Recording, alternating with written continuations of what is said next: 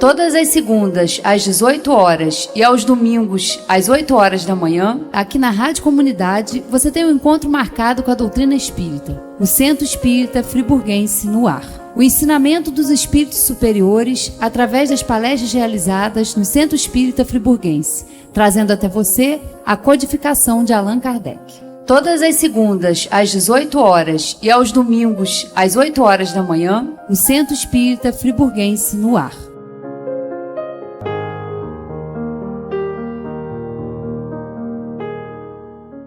Boa noite a todos os presentes, para quem vai nos assistir aí pelo YouTube, né, no nosso canal, no Centro CEF Terna TV, e pelo Facebook, né, a nossa página aí, o Centro Espírita Friburguense. Bom dia, boa tarde, boa noite, que todos possam aproveitar essa oportunidade.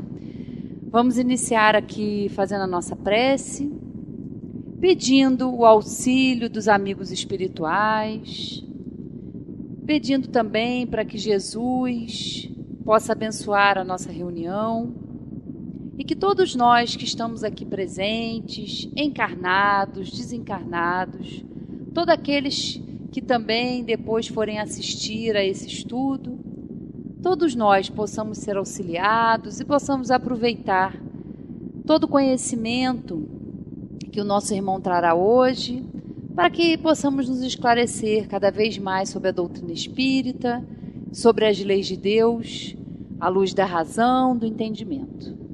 Que o nosso irmão que fará uso da palavra seja ajudado, intuído pela espiritualidade, que todos nós possamos aproveitar esse momento. Graças a Deus e que assim seja. Com vocês, nosso irmão Rogério, falando sobre a nova geração.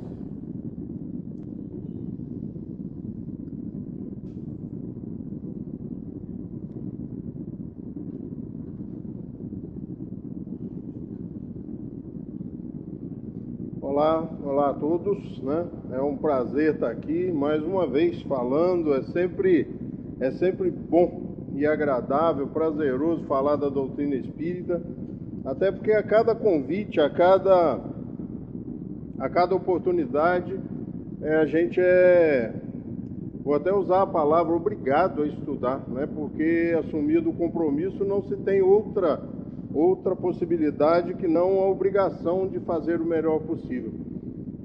Esse texto, né, hoje a Magui já falou sobre isso aqui, algumas pessoas têm realmente um fascínio por esse texto e realmente me chama muito a atenção há muitos anos. Eu já fiz roda de leitura, já fiz debate sobre isso, estudos na Casa Espírita sobre esse tema, que é a nova geração que tá lá, é o último tópico, né? Não tem como errar. Se você tiver dificuldade de procurar, é só começar de trás para frente na Gênese, que você acha, porque é o último tópico da Gênese, o último tópico do último capítulo da Gênese. Ele está lá, os tempos estão chegados, que é o capítulo 18 da Gênese. Então fica aí o convite, porque nós temos duas opções aqui hoje. Eu falar sobre o que eu acho e o que eu entendo, o que eu percebo desse tópico, né, a nova geração, ou nós irmos lendo ele não é muito pequeno. Eu sei que às vezes palestra, né, esses encontros, quando tem muita leitura, algumas pessoas se ressentem um pouco, mas eu fico às vezes penalizado pela qualidade do texto, porque às vezes a gente perde por não ler a qualidade, a pureza, a essência do texto. Por mais que nós estudemos, por mais que eu me esforce, né, nunca vou conseguir chegar ao nível desse texto ou de qualquer outro texto, principalmente da codificação. Nós vamos falar da Gênese, né? A Gênese é sempre interessante, algumas pessoas conhecem como Gênese, mas o nome do livro é A Gênese, os Milagres e as Predições segundo o Espiritismo. Ele é dividido em 3 livros internamente, em 3 tópicos, onde ele fala da Gênese, da criação, do começo, né, e dos milagres e das predições sob a visão do Espiritismo. Então é um livro que foi publicado em 1868, um ano mais ou menos antes do desencarne do senhor Allan Kardec, é a última obra ali da codificação e também do trabalho do senhor Allan Kardec em termos de livro. Ele continua trabalhando até março do ano seguinte, quando ele desencarna, com a Revista Espírita, e estava preparando outros livros que na realidade não deu tempo e não vieram a público, né? Então a gente começa a Gênese, porque eu vou até fazer um preâmbulozinho aqui, porque a Gênese sofre dentro do movimento espírita de um certo estigma, um preconceito equivocado, como todo preconceito, né? Não tem preconceito bom, todo preconceito é equivocado, de que é um livro difícil, de que é um livro complexo, de que é um livro que já tem alguns termos científicos ultrapassados, mas é realmente um equívoco e um preconceito bobo, porque se você lê as obras fundamentais da doutrina espírita, como elas foram estruturadas, você vai compreender, porque muitas vezes esse certo receio da obra, ela se dá pela sua complexidade, pelo nível de complexidade do livro, mas o livro que é o Espiritismo, o livro dos Espíritos, o livro dos Médiuns, o Evangelho, o Céu e o Inferno, nos dão base para compreender facilmente e tranquilamente a Gênese. E quanto aos pontos já revisados pela ciência, os próprios Espíritos prevêem isso, né? Que com o passar do tempo a ciência há de trazer novas revelações e novas descobertas, e o Espiritismo fará as suas revisões sobre esses pontos. Mas então vamos rever o texto, vamos refazer, vamos mudar o texto? Não se mexe em obra de autor que já morreu, que já desencarnou. Isso é lei, né? Seria um equívoco até jurídico, né? Então não se mexe. E não deve se preocupar também com isso, porque o que mudou ali é sobre a sociologia, sobre a química, sobre a física, sobre a anatomia, sobre a astronomia, e essas próprias ciências já fizeram as mudanças. Há de se compreender que o que está ali, que pode estar ultrapassado, o que foi revisto, eram os valores, conceitos e propostas vigentes na época. Nós vamos pegar essas edições mais recentes aí e vamos ver sempre embaixo de todos os textos que usa a expressão raça, um termo totalmente ultrapassado hoje, né? Hoje nós temos uma raça, a raça humana, né? Mas no começo do século XIX era tranquilamente exposto pela ciência de que nós éramos divididos em raças humanas, né? Hoje nós sabemos que o conceito e termo raça, por isso embaixo desse texto mesmo, nas novas edições, você vai ver lá, né? Magui até o dia me perguntou por quê, né? Ver nota explicativa no final da obra. Ele fala exatamente isso. Bom, feito essa introdução aí na intenção de desmistificar a dificuldade de estudar a Gênese, esse texto começa ali no item 27 do capítulo 18. Então trouxe o primeiro momento ali, porque eu acho que ele é capital, por isso ele inicia o texto, né? Ele é capital, que ele diz assim: a nova geração, para que os homens sejam felizes sobre a terra, é necessário que ela seja povoada apenas por bons espíritos encarnados e desencarnados, que apenas queiram o bem. Essa é a primeira proposta ali, né? Então aqui a gente já pode tirar ali, então ela é povoada por espíritos bons e espíritos encarnados e desencarnados, sim, né? Não existe lá e aqui. O Espiritismo diz e afirma sempre que há uma interpenetração entre esses dois mundos. São questões dimensionais, né? Não existem espaços restritos. As aglomerações se dão por afinidade. Então, a população da Terra ela é composta de espíritos encarnados, alguns de nós que estamos aqui presentes hoje, né? A gente pode até fazer essa brincadeira, porque a Valéria, por exemplo, de vez em quando, a Sueli, quando vai dirigir aqui, eles dizem, sejam todos bem-vindos, encarnados e os desencarnados, né? A gente evita um pouco de falar isso por causa dos novatos, dos neófitos, né, que estão chegando na casa espírita, porque quando você fala assim, sejam bem-vindos encarnados, desencarnados, a pessoa chega até para o lado, né? Quer dizer que pode ter uma pessoa desencarnada aqui do meu lado? Com certeza, né? E no carro que nós viemos, e ali na calçada, e lá em casa, e na casa de todos, mas como é que é isso? Bom, estudem a doutrina espírita, né? A doutrina espírita é exatamente isso, é trazer uma nova luz, uma nova ótica sobre essa visão dessa interpenetração, dessa inter-relação e essa influenciação de mão dupla, né? Os espíritos chegam a dizer que quando acontecem fatos dramáticos no mundo dos encarnados, afeta diretamente o plano espiritual. Quando alguns acontecimentos também no plano espiritual nos afetam. Então a psicosfera do planeta, né, esse mundo, ele é composto por nós, espíritos nesse momento encarnados, e pelos nossos irmãos que nos antecederam ao túmulo ali, que desencarnaram, né, que estão no estado de desencarnados, na erraticidade. Quando ele diz que para que os homens sejam felizes sobre a terra é necessário que ela seja povoada apenas por bons espíritos encarnados e desencarnados que apenas queiram o bem, a gente não veja isso como um grande desafio. É, na realidade, uma assertiva, é uma afirmação. Porque também os amigos espirituais nos dizem, durante a codificação, durante a estruturação das obras fundamentais da doutrina espírita, que se nos impusermos ou não aceitarmos a marcha do progresso, seremos arrastados por ele. Ou seja, nós vamos ou vamos. Né? Então não tem muito o que querer. Lógico que quando você se dispõe a aceitar essa proposta e resolve contribuir para isso, as coisas ficam mais fáceis. E os prazeres, as consequências positivas chegam mais rápidas, né? Então eu vou começar a ler um pouquinho. Nós temos aí 40, 50 minutos. Eu vou tentar transformar isso no menos penoso que for, mas eu acho que vale a pena para que nós não percamos a essência e a sublimidade desse texto, tá bom? Nós vamos perceber que ele diz assim, então, até aqui vocês já leram, né? Então ele continua dizendo assim: tendo chegado tal tempo, uma grande emigração se realiza nesse momento entre os que a habitam, aqueles que praticam o mal pelo mal e que o sentimento do bem não atinge, não sendo mais dignos da terra transformada, dela serão excluídos, porque eles lhe trariam novamente perturbações e confusão, e seriam um obstáculo ao progresso. Irão expiar seu endurecimento uns nos mundos inferiores, outros em raças terrestres, e aí as raças, ele menciona novamente raça, né?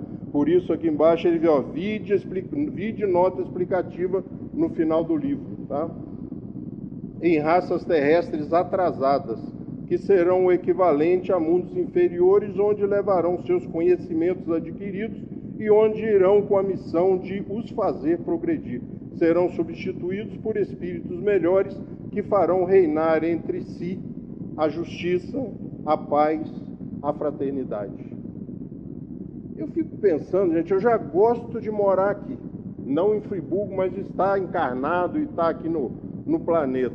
Eu fico pensando quando imperar nas nossas relações e nas minhas relações com as outras pessoas, né, a justiça, a paz e a fraternidade. O que eu vivo hoje é um arremedo disso, é um vigiar-se o tempo todo, é um controlar-se, conter-se 24 horas por dia. Eu fico imaginando quando essa disciplinação, quando essa força disciplinar se transformar em espontaneidade, quando essas ações e esses sentimentos, ou as minhas ações geradas e baseadas nesses sentimentos forem realidade. Porque quando eu consigo ser um pouco justo, eu já me sinto muito satisfeito. Quando eu consigo trazer uma palavra de paz no momento de distúrbio ou de desequilíbrio, eu já começo a antever, né, esses sentimentos, e principalmente da fraternidade, né? Essas pequenas caridades pontuais que a gente faz por aí, que costumo colher os louros nos mesmos momentos dos atos. E aí já fico preocupado, porque Jesus diz que aí já não preciso esperar qualquer outra recompensa, porque já fico vaidoso de ter feito, né? Já saio de peito estufado, todo contente, contando para todo mundo, já recebeu sua paga, já está tudo certo, não espere outra paga, né? Porque essa aí já está aqui já. Mesmo nesse nível nós já nos sentimos bem imaginem quando imperar isso na Terra, quando for um sentimento espontâneo em nós. E aí ele continua assim dizendo, só um parênteses que eu achei que já tinha feito, mas eu fiz quando não tinha começado o trabalho, né? Esse último capítulo 18 da Gênesis lá, ele vem trazer uma visão espírita, principalmente sobre o Apocalipse de João, que é o mais famoso, né? Que realmente fala da chegada do tempo, dos fins dos tempos, né? Então aqui a gente começa a perceber. E aí ele continua dizendo assim, olha, no dizer dos espíritos, ou seja, sobre a visão dos espíritos, a Terra não deve ser transformada por um cataclisma que anulará subitamente uma geração. A geração atual desaparecerá gradualmente e a nova lhe sucederá do mesmo modo, sem que nada seja mudado na ordem natural das coisas. Portanto, tudo se passará exteriormente como de costume, com esta única diferença, porém diferença capital, que uma parte dos espíritos que ali se encarnam não mais se encarnarão. No menino que venha nascer, em lugar de um espírito atrasado e inclinado ao mal, virá um espírito mais adiantado e inclinado ao bem. Porque lá no Apocalipse, né, você fica com medo. Quando você termina de ler, se você for muito impressionável, você perde o sono. Você vai lendo o Apocalipse e fala assim, estou enrolado. O negócio vai pegar. Se isso for realidade, nós estamos enrolados. E aí, sob a visão dos Espíritos, eles vêm nos dizer que isso não se dará de forma dramática, né? Ah, mas está tendo tsunami. E quando acontece uma tragédia dessa, né, a gente logo se apega. Isso é o sinal dos tempos, olha só. Isso é para transformar. O Covid, a Valéria já falou sobre isso, o Sandro já falou, acho que a Sueli mencionou. O Covid, né, as pessoas dizem que o Covid veio para mudar. Não.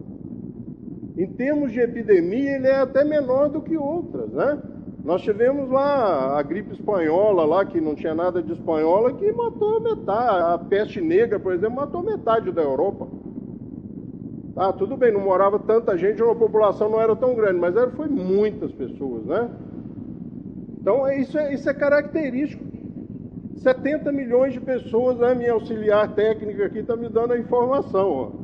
É isso aí, é colaborativo o processo, né? Então a gente vai vendo que não, isso é coisa natural que acontece, né? Isso vai acontecendo assim mesmo, nós vamos aprendendo a lidar com isso. E começamos a aprender de forma bem rápida.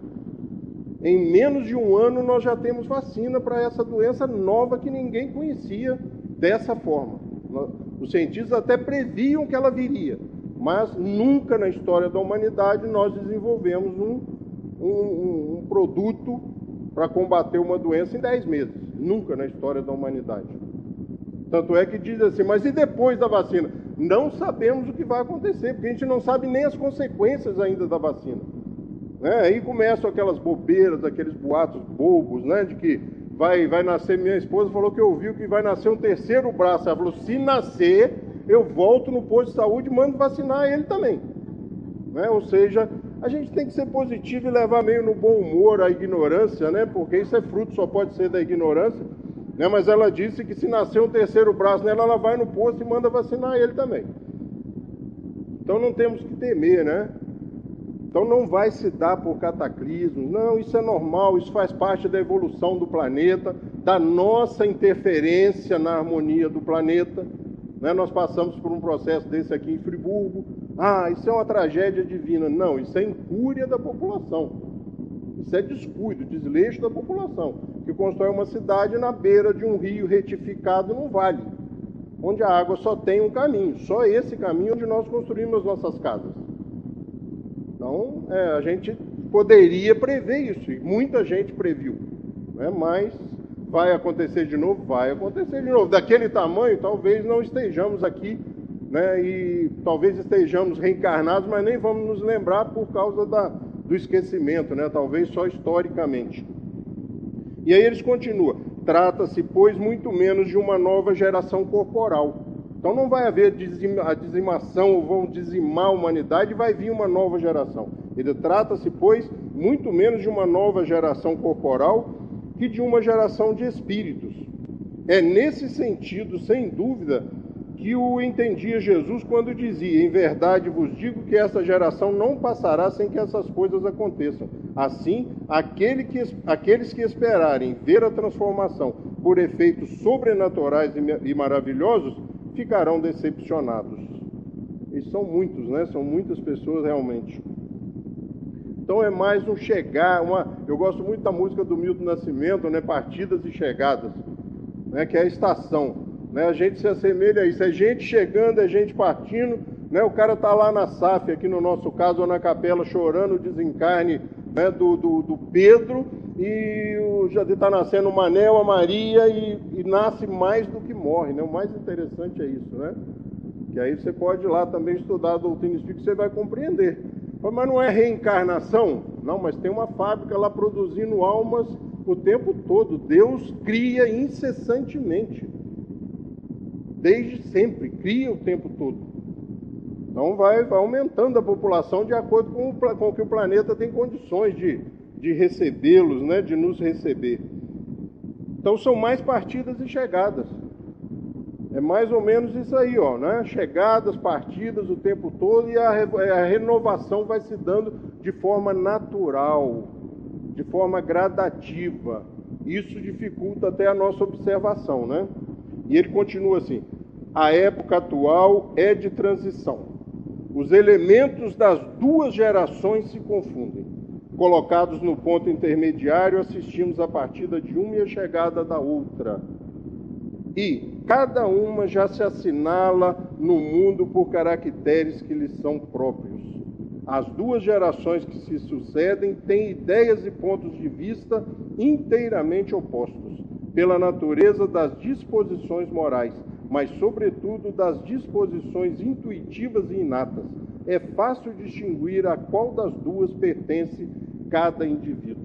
Eu gosto muito da brincadeira de que quando você nasceu, alguns meses depois, os seus pais disseram para as visitas e para os parentes: nossa, essa criança é diferente. Eu ouço hoje dizer assim: nós crianças antigamente nasciam com o olho fechado. Levava dias para começar a interagir. Hoje você pega um moleque de 3 meses, você der bobeira, ele pula do seu colo. O cara já está se mexendo, né? Então, e sempre foi assim, né? Quando a minha avó nasceu, a mãe dela certamente disse que, nossa, essas crianças estão mudando. Quando minha mãe nasceu, minha avó deve ter falado: nossa, essas crianças estão... Quando eu nasci, e mãe ainda exagera ainda. Além de tudo, mãe exagera, né? Eu já ouvi relato: não, as crianças lá em casa começaram a fazer xixi no pinico, no vaso, antes de 1 ano, né? Mãe, criança... Se você falar que seu filho andou com 1 ano e 2 meses, o dela andou com 1, né? E a gente fala isso positivo e negativamente também, porque a gente até tem uma dificuldade ainda, que vai passar com essa transformação, de ouvir.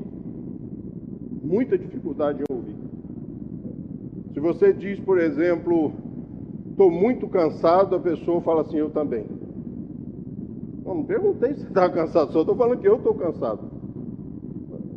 Não, eu estou tossindo, rapaz, eu tive uma pneumonia.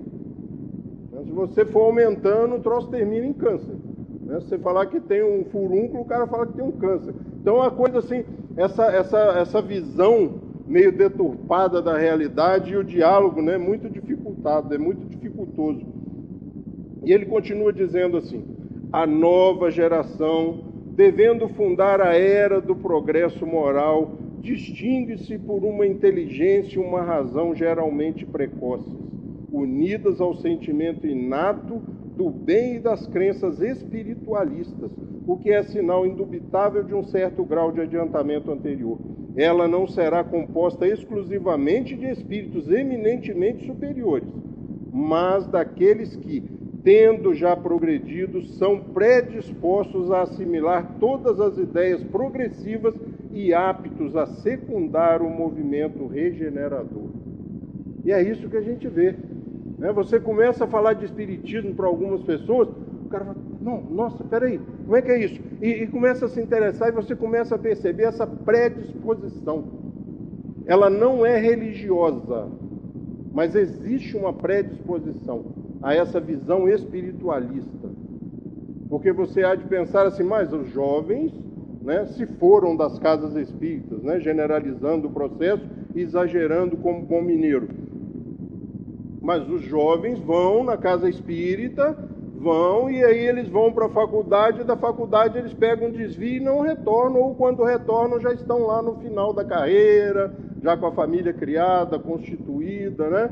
Então isso é uma realidade do movimento espírita, não de hoje, mas de muitos anos, e não só do movimento espírita.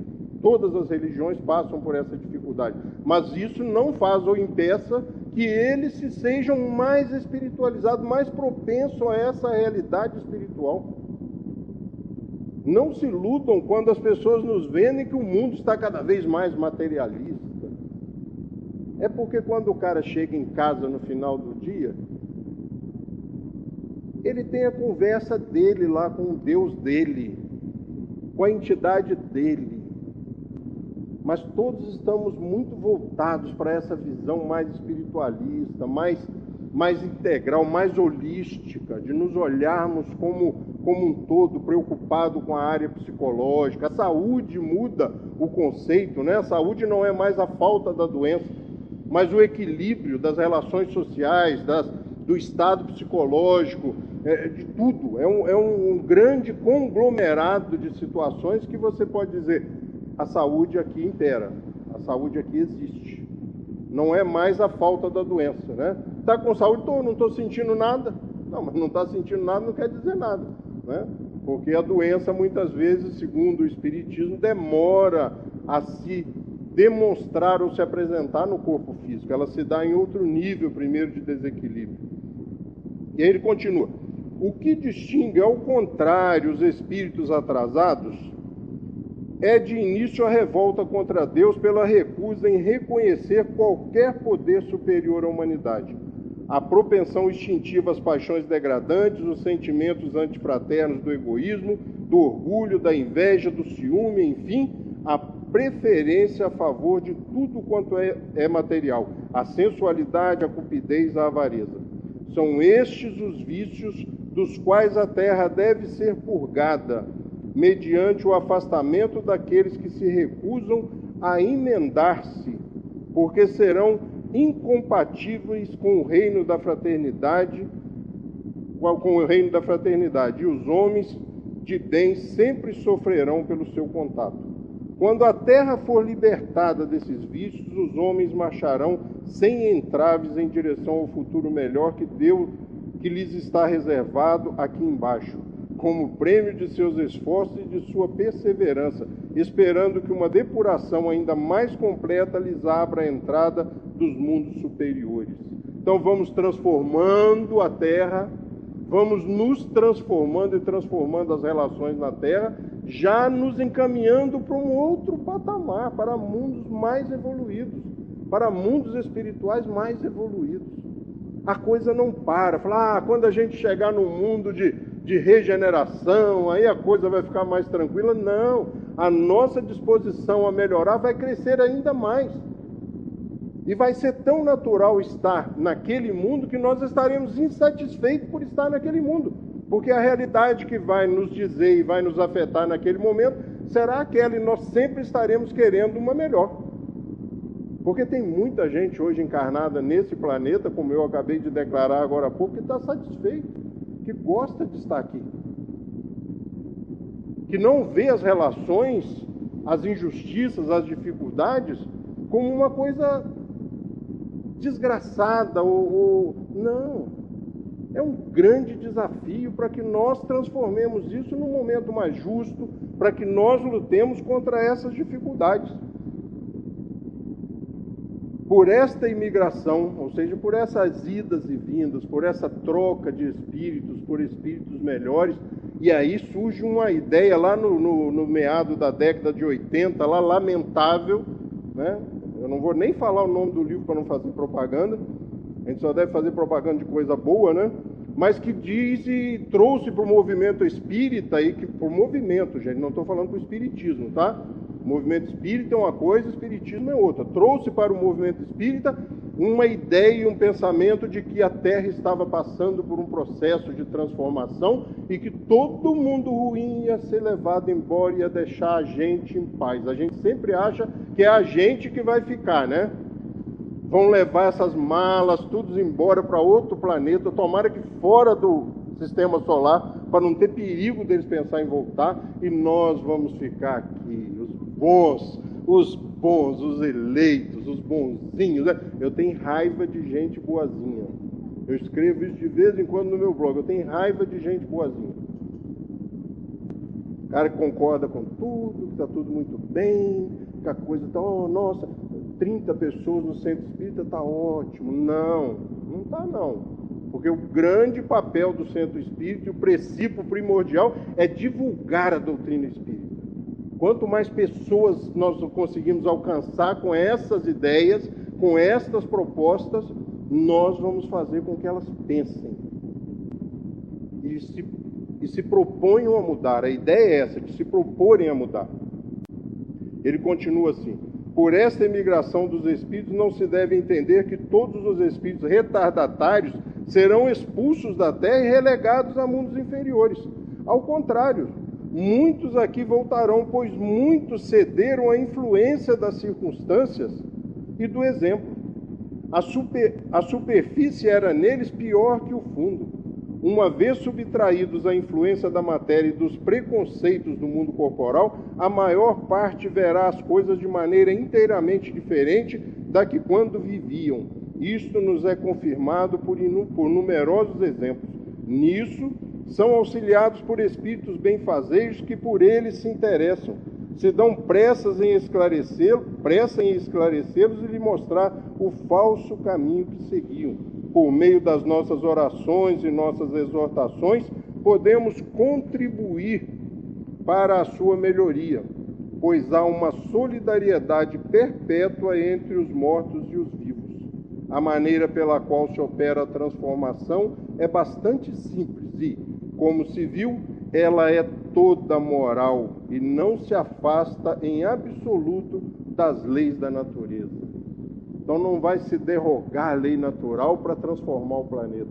Não, ela vai se dar progressivamente, de forma inteligente, de forma natural. E nós não seremos, ou aqueles que eu brinquei antes, não serão exilados, não serão excluídos, porque a grande maioria de nós sofreu influência de ideias, do meio, de propostas, e nos deixamos influenciar. Então ele diz que a casca era pior do que o cerne da madeira, né? No fundo nós somos bons. E basta uma retemperada, basta um desencarne, que é coisa simples, que nós já passamos por inúmeras vezes. Basta um desencarne, uma ida na erradicidade, nessa nova realidade espiritual, para nós nos retemperarmos e voltamos com as ideias totalmente transformadas, propensos à mudança. Então não são novos espíritos, como a gente ouve o tempo todo, trazidos, importados para melhorar o planeta. Acontece, mas em pequena escala. A grande maioria desse processo de imigração somos nós, que equivocados, aturdidos, vamos à pátria espiritual, vamos a essa nova realidade espiritual, nos nutrimos, nos retemperamos, como os Espíritos dizem, e retornamos transformados, mudados, propensos. Então essa nova geração que chega, que nos chama a atenção, falando, nossa, essas crianças de hoje são aqueles que desencarnaram há algum tempo, fizeram os cursos intensivos, os intensivões na pátria espiritual e estão retornando, né? Eu fico invocado, bravo, quando as pessoas começam a acreditar que a transformação está se dando porque estão trazendo gente de fora. É igual quando a minha empresa contrata a gente, eu fico invocado. Para que você vai trazer gente de fora? Vamos treinar, vamos capacitar o pessoal que está aqui. Eu acho que se eu, bobinho, penso assim, você imagina a justiça divina, as leis divinas. É para pensar, né? Quando eu falo essas coisas, às vezes falo em tese, isso me dá a liberdade de falar. Mas a proposta é que você discorde, vá aos livros e tire as suas próprias conclusões. Chegando a uma conclusão legal, diferente da minha, me conte, que eu adoro novidades e adoro esse embate positivo de ideias, principalmente no que se refere à doutrina espírita. Nas outras situações da vida eu sou meio possessivo, meio ditador, mas nessa coisa da doutrina espírita eu estou aberto, né? Adoro trabalhar, estudo em grupo, gosto muito dessa coisa de troca de ideias, até porque de repente você fala assim, cara, desse jeito eu nunca tinha pensado, vou voltar lá e vou ler de novo. E ele continua: quer os espíritos da nova geração sejam espíritos novos, ou seja, são espíritos novos, melhores, ou os antigos espíritos melhorados, o resultado é o mesmo. Desde o instante em que apresentem melhores disposições, sempre será uma renovação. Os espíritos encarnados,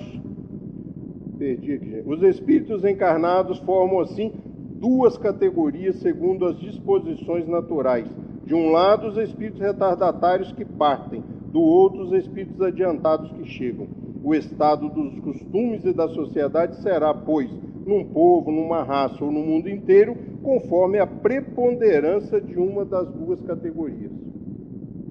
Então o mundo vai melhorando, as coisas vão melhorando por causa desse intercâmbio, por causa dessa chegada de novos espíritos, por causa desses cursos intensivos que nós somos convidados a fazer, e a Terra vai se transformando. Ela não se transformará e não se transforma de acordo com a nossa vontade. A gente queria que, todo ano, aliás, a gente pede que o ano seguinte seja um ano melhor. Mas peraí, mas você fez alguma coisa para o ano seguinte ser melhor? Essas questões filosóficas às vezes dão uma desiludida na gente assim. Se você continuar vivendo daquele jeitinho que você viveu em 2020, tudo leva a crer que 2021 vai ser igual a 2020. A não ser que você mude seus comportamentos, suas ações, reveja seus paradigmas, que é a coisa mais difícil do mundo, é rever as nossas verdades, é ir lá no Evangelho segundo o Espiritismo e ler sobre o homem pobre de espírito, aquele que tem coragem e disposição para rever os seus valores, os seus conceitos.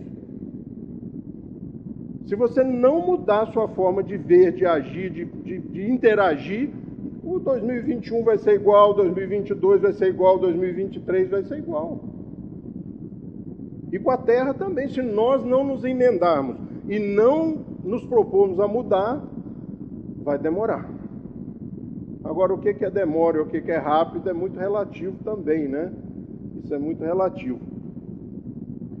Agora, é um pedaço muito legal que, se você prestar atenção, não é cansativo. Olha só, ele faz uma comparação comum, fará compreender melhor o que se passa nessa circunstância, nessa transformação, né?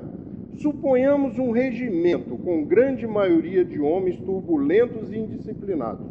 Estes ali fazem sem cessar uma desordem que a severidade da lei penal será frequentemente chamada a reprimir.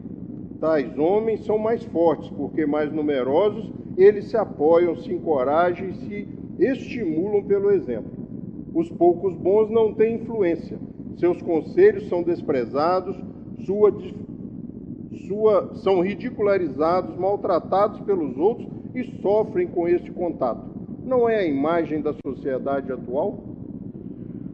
Então ele pede para a gente pensar num regimento, num regimento de soldados indisciplinados, desleixados, e eles acabam comandando, se a grande maioria for desse estipe, ou dessa estipe, ou desse naipe, a coisa vai funcionar de acordo com a vontade deles, até porque esse tipo de pessoa ela é mais ostensiva, ela se impõe mais e consegue submeter as pessoas, embora aqueles tidos como bons, como equilibrados, como mais conscientes, dominamos o mundo. Porque se eles fossem a grande maioria, se eles realmente tivessem a força que acreditam ter, seriam eles que dominavam o mundo. Mas a grande maioria desses espíritos aturdidos estão hoje no sistema penitenciário em situação pior. Então o bem prevalece. O bem prevalece. Mesmo diante desse quadro que nós vivemos, o bem ainda impera. É a lei, são as instituições, que vigoram e que controlam as nossas relações. E aí ele continua. Suponhamos que tais homens, esses homens indisciplinados, que mandam, que a lei tem que punir o tempo todo. Suponhamos que tais homens são retirados do regimento, um por um, 10 a 10, 100 a 100, e que sejam substituídos na mesma medida por uma quantidade igual de bons soldados, mesmo por alguns que tenham sido expulsos, mas que se hajam corrigido seriamente. No fim de algum tempo, teremos sempre o mesmo regimento, porém transformado. A boa ordem terá sucedido a desordem. Assim será com a humanidade regenerada. É a transformação, né?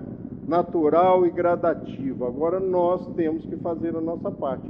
Nós não podemos deixar que se imponha, principalmente sobre nós e sobre os nossos, os valores equivocados.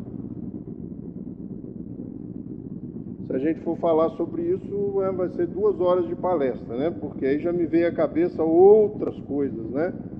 São aquelas mudanças que tem que acontecer e a gente toma uma atitude condescendente, evita o embate, evita discordar, é o bonzinho que eu falei, sabe? A solução para isso é a pena de morte. Opa. Se você acredita na reencarnação, não dá nem para pensar na possibilidade. Você só vai protelar a solução do problema, só vai agravar o embrutecimento e o endurecimento daquele espírito. E aí vamos por outros valores aí muito interessantes que às vezes a gente evita discutir até dentro de casa, sabe? Jovem com porta trancada, no computador, sabe? Lá em casa nunca teve essas coisas. A internet nunca criou problema dentro da minha casa, porque não se tranca a porta lá em casa. Eu tenho filhos hoje com 30 anos de idade, e se eu meter a mão na porta e tiver trancada a porta, eu quero que abra a porta, ou mude para um outro apartamento que seja dele, né? Ah, isso é ditado. Não deu certo, não deu errado. Não deu errado. E ele diz assim: as grandes partidas coletivas não só têm como finalidade ativar as saídas. Não é isso? É isso aí. As grandes partidas coletivas não só têm como finalidade ativar a saída, mas transformar mais rapidamente o espírito da massa, desembaraçando-a das más influências e dar maior ascendência às ideias novas. É por isso que muitos, apesar de suas imperfeições, estão maduros para tal transformação, que muitos partem para se retemperar numa fonte mais pura. Enquanto permanecessem no mesmo meio sob as mesmas influências, teriam persistido em suas opiniões e em sua maneira de ver as coisas. Uma permanência no mundo dos espíritos basta para lhes descerrar os olhos, porque ali veio o que não podiam ver sobre a terra. O incrédulo, o fanático, o absolutista poderão, pois, voltar com ideias inatas de fé, de tolerância e de liberdade. Em sua volta, encontrarão as coisas mudadas e receberão o ascendente do novo meio no qual serão nascidos. Em vez de fazer oposição às ideias novas, serão seus auxiliares. Basta uma visita a uma outra realidade, porque nós pensamos de forma totalmente diversa quando estamos aqui. Você ouve comumente dizendo assim: se esse negócio de reencarnação é sério, Sueli, eu tenho certeza que eu não ia escolher nascer onde eu nasci, com aquele pessoal, com esse marido, com essa esposa. Você está doido, rapaz? Eu acho que a gente não tem o direito de escolha. Como é que o Joãozinho nasce lá no Morro do Rui, ou na comunidade Rui Sanglar, né? Eu tenho uma amiga que mora lá no Rui Sanglar, ela diz assim: não é morro, é comunidade. Ela brinca comigo. Como é que ele nasce lá e o outro nasce num duplex, num triplex na Vieira Soto? O cara pode escolher? Que negócio é esse? Se eu puder escolher, então vou nascer. Mas a gente, quando está encarnado aqui, a gente pensa de um jeito. Quando você está na espiritualidade, você não é só você. Sabe, o Rogério é o Rogério, o João, a Maria, o Pedro, tudo que eu já vivi até aqui, para chegar até aqui hoje, Eu desfruto da minha individualidade, minha visão fica mais ampla. Além de eu me sentar sem a influência da matéria e os amigos espirituais falar assim, não é melhor assim? Vamos fazer, o que você acha de fazer desse jeito? Os espíritos dizem lá em 1857 que as reencarnações compulsórias são raras. Nós escolhemos. A grandíssima maioria de nós escolhemos por onde vamos caminhar e com quem vamos caminhar. E aí ele começa dizendo assim, olha, estou terminando, gente. Até porque se eu não terminar rápido vai dar problema.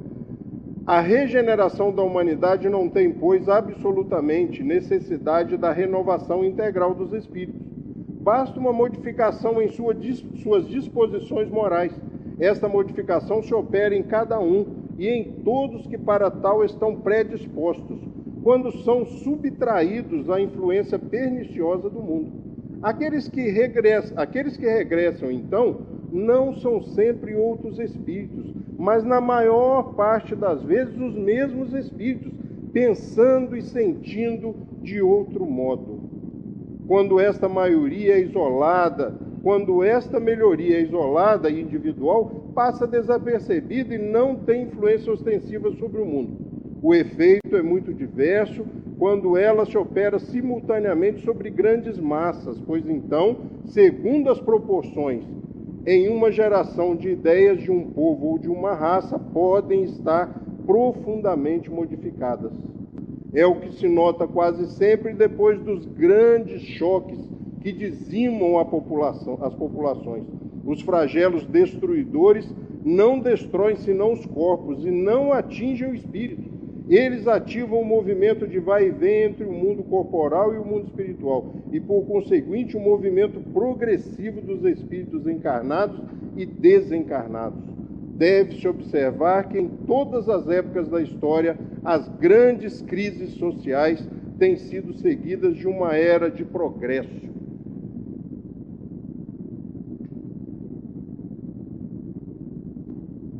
Essa é uma das maiores catástrofes, transformadoras da humanidade, e 75 anos depois.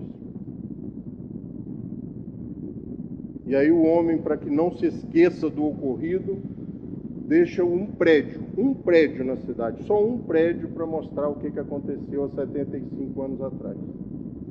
E você tem uma sociedade transformada. A Segunda Guerra Mundial é um ponto decisivo do progresso humano. Depois da Segunda Guerra Mundial, a humanidade vinha assim, e depois da Segunda Guerra Mundial, a curva foi totalmente agravada positivamente. Nós começamos a ciência, a tecnologia, e nós fomos embora. E segundo os Espíritos, ninguém perdeu por isso, porque foram destruídos somente os corpos. Talvez, em tese, a grande maioria já estejamos aqui de volta. Aqueles que nasceram aí depois dos anos 60 ali, talvez já tenham possibilidade de ter participado desse último conflito, desse último e lamentável grande conflito. É um desses movimentos gerais que se opera nesse momento e que deve fazer o remanejamento da humanidade. A multiplicidade das causas de destruição, sinal característico dos tempos, pois elas devem acelerar a eclosão dos novos germes. São as folhas de outono que caem, às quais sucederão novas folhas cheias de vida, pois a humanidade tem estações, assim como os indivíduos têm idade. As folhas mortas da humanidade caem carregadas pelas rajadas e pelos golpes do vento, mas para renascer mais vivazes, sobre o mesmo sopro de vida que não se extingue, mas se purifica. Como é que eu vou falar isso para vocês, gente? Tem que ler, não tem jeito. Não se privem de estudar a doutrina espírita. Não se satisfaçam com palestras. Estudem a doutrina espírita. Isso é um negócio assim. Gente, eu largo o Jornal Nacional, eu largo o Globo News, eu largo série, às vezes, de Netflix, que eu adoro, mas às vezes eu largo porque tem que ler aquele negócio. tenho que terminar aquilo, eu tenho que estudar aquilo, eu estou com aquele livro meio parado. Não é sacrifício, e não é sacrifício. As pessoas lá em casa ficam irritadas. Não, você está brincando, você deixou de ver lá, pediu para eu desligar e está aqui embaixo lendo? Cada um gosta do que gosta, né? Esse texto, esse último parágrafo, esse item 34 que eu li aqui, não tem jeito de um orador só se decorar. Ainda corre o risco de fazer besteira e macular o texto, né? Então, para terminar, então o que a gente está vendo isso, gente, isso é um campo de refugiado, o maior campo de refugiado do mundo. Isso é 2021. Isso é foto recente. Então, as emigrações estão acontecendo aqui dentro do planeta também. Esses choques visuais fazem com que a gente repense se o mundo inteiro é igual a Friburgo. Se Friburgo realmente é ruim. Se não vale a pena capinar a rua lá de casa porque a prefeitura não consegue capinar. Se não vale eu intervir no processo educacional de alguém porque o sistema é falho. Eu vou esperar o sistema ficar bom? Adote intelectualmente uma criança. Isso custa menos de R$1.000 por mês. Faça a sua parte. Mas uma criança não muda, não? Ué, então você não ouviu o estudo. Muda. Porque uma criança transformada, ela muda a família inteira. Ela vira o calo no pé daquelas pessoas ali. Ela começa a incomodar, começa a pedir uma revisão de valores. Né? O Biá, lá quando fazia evangelização lá no Bezerra, falou que na reunião dos pais as mães vinham, né? Nós tínhamos lá na época lá aquelas coisas 100 crianças na evangelização no domingo, e só o pessoal ali do Santa Terezinha, sabe? Do Dedé, do Baixadão, 100 crianças, e aí quando fazia reunião, ele me contou isso há 20 anos atrás, eu não me esqueço disso. Falou, rapaz, aí eu dei a palavra para as mães na reunião de pais, falou, mas vocês têm que ver também o que vocês estão fazendo com essas crianças aí. Mas o que aconteceu? E agora está lá com a mania de escovar os dentes, ou não pode falar palavrão mais, uma confusão lá em casa. É só uma hora de evangelização todo domingo. Já estava criando confusão positiva na casa da senhora. E ela foi lá para reclamar. Ela não estava querendo a transformação. E aí, para terminar, a gente fiquem tranquilos. Para o materialista, os flagelos destruidores são calamidades sem compensação, sem resultados úteis, pois que, segundo ele, aniquilam os seres para sempre. Mas para aquele que sabe que a morte não destrói senão o envoltório, os flagelos não têm as mesmas consequências e não causam o menor temor. Ele compreende seu resultado e sabe também que os homens não perdem mais por morrerem juntos que por morrer isoladamente, pois que, de uma ou de outra maneira, sempre deverão lá chegar. Então, se morre na calamidade, morre 900, morreu. Se morreu sozinho, morreu também, não muda muito. De um jeito ou de outro, a gente sabe que desde a primeira infância lá, que nós estamos caminhando para esse desencarne, que não é o fim. É um recomeço. Não é fechar a porta, é abrir uma nova porta, né? E para terminar, os incrédulos rirão destas coisas e as tratarão como quimeras. Mas, digam o que disserem, não escaparão à lei comum. Cairão quando chegar a sua vez como os demais. E então, o que será deles? Nada, eles exclamarão. Mas viverão a despeito de si próprios e um dia serão forçados a abrir os olhos. Quando eu termino, às vezes eu fico com um sentimento até de vingança. Eu fico com um sentimento de vingança. Eu falo, bem feito que você não acreditava nisso. Agora eu quero ver o que você vai falar. A proposta da doutrina espírita, gente, conseguiu me transformar. Isso é um feito para a doutrina espírita. Porque eu era um cara que tinha tudo para dar errado. Tudo. Mala, ruim nos estudos.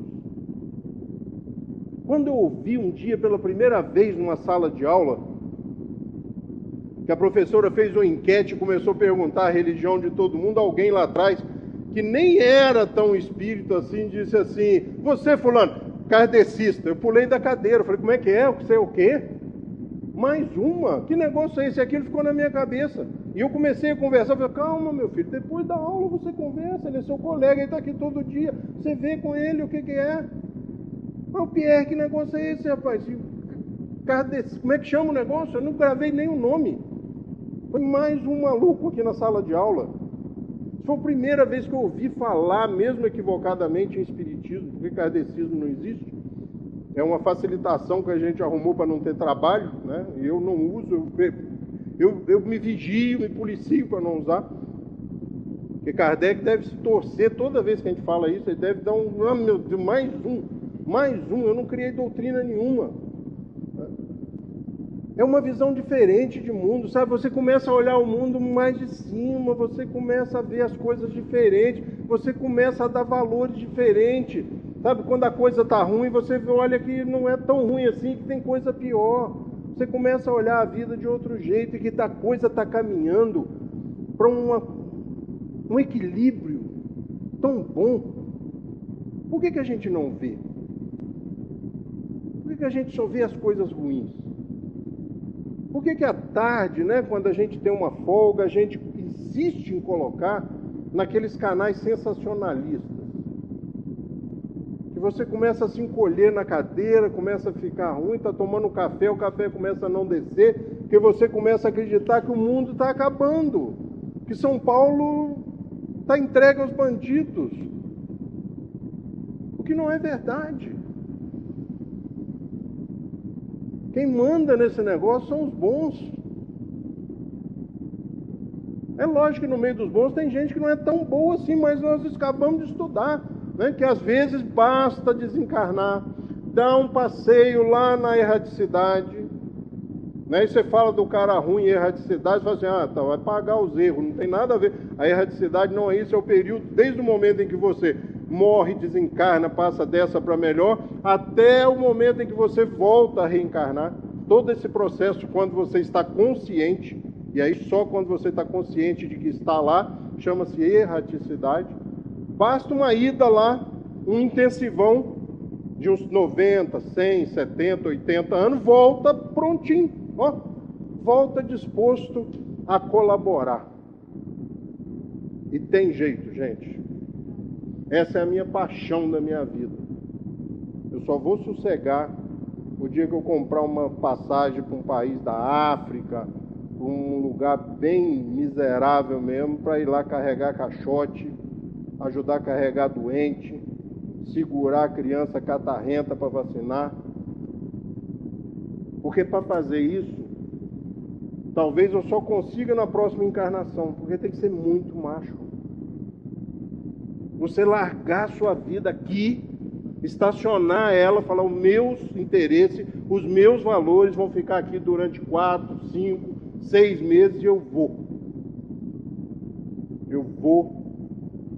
doar 6 meses, 4 meses, 3 meses, 30 dias da minha vida a benefício do próximo. Eu tenho uma amiga que 2, 3 vezes por ano a miserável vai para a África. Cada vez que ela volta, como forma de chacinar a minha alma, ela me conta tudinho. Uma hora dessa eu tomo coragem e vou. Ela é médica. Aí eu já falei já que eu vou carregar caixote, essas coisas, porque, né, ainda vou ter dificuldade ainda com o idioma, dependendo. Mas eu não sou bobo, vou escolher um país daquele colonizado pelos portugueses, que já vai ser mais fácil, né? Porque se eu começar a falar inglês lá, é capaz deles me internarem lá e falar, esse não tem jeito mais. Então a proposta para a gente encerrar o nosso estudo é que vocês leiam a doutrina espírita, não se satisfaçam com palestras, gente. Palestras são retalhos, que se você não souber confeccionar a coxa, se você não tiver noção de proporção, de como usar esses retalhos, você não faz uma coxa. Então o mapa para fazer desses retalhos que a gente apresenta nas palestras é conhecer a doutrina espírita. Que aí você sabe que o quadradinho que eu coloquei aqui hoje encaixa aqui, o que a Sueli colocou outro dia encaixa ali, e ó, você vai formando, e quando você vê, você tem a ideia do tudo. Mas acima de tudo, e agora para encerrar mesmo, a proposta da doutrina espírita sobre o cristianismo é que nós passemos a olhar a vida, a nossa vida, não a vida do outro, sobre outra ótica, com olhos emprestados, por enquanto os nossos não são capazes de ver. Porque toda vez que contam uma das aventuras do Cristo, o nosso coração se amolece, a gente é tomado por um sentimento de quero ser igual, mesmo se o carrão estiver encostado aqui na porta, mesmo se o apartamento for top, mesmo se as viagens estiverem programadas de férias na Europa. Conta-nos uma história de um cara que peregrinou pelo Oriente Médio, que não tinha nada, e a gente tem inveja. O que eu encontrei na doutrina espírita foi isso, uma nova forma de ver a minha vida, novos valores para a minha vida. Isso cria conflito. Não pense que não cria conflito. Você cuida mais do abrigo do que da gente. Você faz mais isso do que aquilo. Você dá mais atenção para aquilo do que para isso. Mas abrace os seus valores com convicções sobre essa ótica, sobre esses olhos. E não tem erro. A gente vai ser feliz. Uma boa noite para vocês.